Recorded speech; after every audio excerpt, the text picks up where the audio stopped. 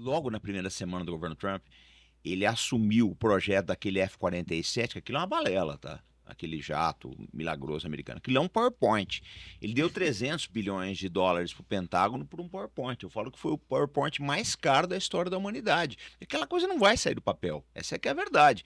Então, eu acho que quando ele fez isso daí, eu falei, ó, já se rendeu pro complexo industrial militar. 300 bilhões por um PowerPoint, Breno. A verdade é essa. Esse avião nunca vai sair do lugar. Se sair, vai ser aquela coisa assim que você vê a roubalheira do Pentágono é um negócio impressionante, cara. É um avião que decola sem pista, né? Não, eles fazem uma coisa. O Breno é o seguinte. Que capaz de... Presta sua caneta aqui. Olha só. Se você fabricar essa caneta aqui, vamos supor que você coloca ela no mercado a R$1, e se você entregar para o Pentágono, ele vai fazer essa mesma caneta a R$5. Não tem como. Ele vai dizer para você que é uma tinta especial, que escreve embaixo d'água, que tem... Ele vai dizer para você um monte de coisa, é a mesma caneta, só que ele vai superfaturar ela. É assim que o Pentágono funciona. É muita grana. É um trilhão por ano. Sabe quem foi a primeira pessoa a denunciar o complexo bélico industrial, ou melhor, a influência do complexo bélico industrial? Eisenhower. Que era um general, né? Presidente norte-americano que disse: esse país corre o risco de virar virar prisioneiro do complexo bélico industrial. Todo mundo que tentou dar jeito naquilo ali dançou. O McNamara, ele queria enxugar a máquina.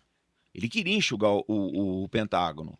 Chegou uma hora que ele precisou sair. O Johnson colocou ele no Banco Mundial. Você não consegue mexer naquilo ali. É o que eu te falei, 13% do Congresso é de militares. Tem algo de muito complicado ali. E não são empresas separadas da economia civil, né? Porque as grandes empresas do complexo bélico industrial são as mesmas empresas, ou algumas delas são as mesmas empresas da economia civil. Eu me lembro que na época da ditadura militar aqui no Brasil, a gente brincava que os Estados Unidos também era uma ditadura militar. Ele era governado por generais, General Motors, General Electric, General Dynamics. General Dynamics. Isso aqui é uma outra Porque coisa. essas empresas, você pega a General Electric, a gente conhece a General Electric, a gente comprava a geladeira da General Electric, não era? Sim. Antigamente, eu acho que hoje não tem mais geladeira da General Electric. Tem ainda? Não, acho que eles só estão fazendo agora, eles fazem turbina. Eu me lembro que eu, quando era garoto, em casa tinha também. O pinguim em cima. Os mesmos que faz... A mesma empresa que fazia geladeira produzia aviônica dos aviões de combate dos Estados Unidos. Então, os interesses são das grandes corporações. A IBM tem vendas para o Pentágono que são escandalosas, né? Diz a lenda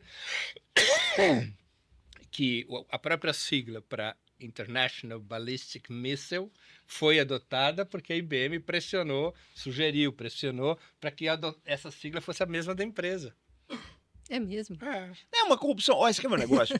Quer ver uma outra E acham que o ninguém problema fala? tá no Míssil Brasil, balístico né? internacional. Por quê? Porque a IBM era grande fornecedora de toda a parte, digamos, de tecnologia, de informática desses mísseis.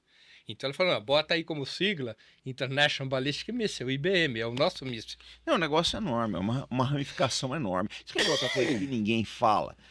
Tem uma série do Michael Keaton chamada Dope Sick, que é a história de como começou o vício em opioides nos Estados Unidos. É fantástico, é pesado. E tem uma hora que eles mostram o depoimento da família Sackler no Congresso americano. Eles foram 2 vezes em 60 anos, para você ver, você ter uma base do problema das Big Pharmas. E ele coloca, o velho Sackler, né? Ele coloca, não esse que foi processado agora, ele explica a situação das farmácias. Ele falou, vocês não vão conseguir mexer com a gente. Ele fala para os congressistas. A gente é maior que isso tudo. Então, assim, são poderes que quase não aparecem, mas a política, na verdade, a gente vê que é manipulada. Os Estados Unidos não são uma democracia, eles são uma república. Exatamente. E uma plutocracia. Desde a origem, tem uma passagem do século XIX, divertidíssima, que num certo momento, no final do século XIX, aquele que foi, a seu tempo, o maior empresário, e o maior empresário da história, se você trazer os seus ativos a valor presente, foi o Nelson Rockefeller, que cria a Standard Oil. Sim.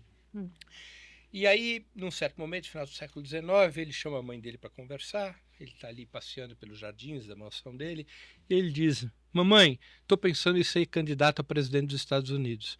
A mãe dele falou, mas meu filho, isso não é coisa para os nossos funcionários? Porque os presidentes anteriores tinham sido funcionários da Standard Oil. Ela diz, mas por que você quer ser presidente? Não é uma função decente. Mas, o Breno, você vê como É é subalterna. como é que as coisas pioraram? Olha só, o Ted Roosevelt, ele consegue quebrar o monopólio da Standard Oil. Ele consegue. Quer dizer, é um puta de um feito que a gente não presta atenção nisso. E hoje você não tem mais um presidente ou um político que consiga quebrar o monopólio de um Google da vida, de uma Apple. O Roosevelt quebrou muito o monopólio também. Exatamente. Não só o Ted, depois Eu acho que Franklin. foi o último presidente que eles tiveram assim que tinha legítimas preocupações sociais. Eu vi como é que chama? Do Oliver Stone, A Verdadeira História dos Estados Unidos. São 10 vídeos. E ele conta as tramas que aconteceram dentro do Partido Democrata para colocar o Truman como vice do Roosevelt, que não era para ser o Truman. Não era para ser o Truman. E o que acontece? Eles já sabiam que o Roosevelt estava muito mal de saúde, falou: esse cara não termina o mandato, então já vamos preparar alguém que estava. Ele morreu um ano depois. Exatamente. Eleito pela Mas eles deram um golpe dentro do Partido Democrata para colocar o Truman, que era um homem que era do um homem sistema. conservador, era um homem do sistema. No terceiro mandato ele já estava muito doente, né? Eu vi uns documentários sobre ele também, sobre o quando ele é Roosevelt. eleito pela quarta vez em 44, era já uma situação delicada. Mas acho que foi o último, que você vê depois as coisas que vão vindo aí.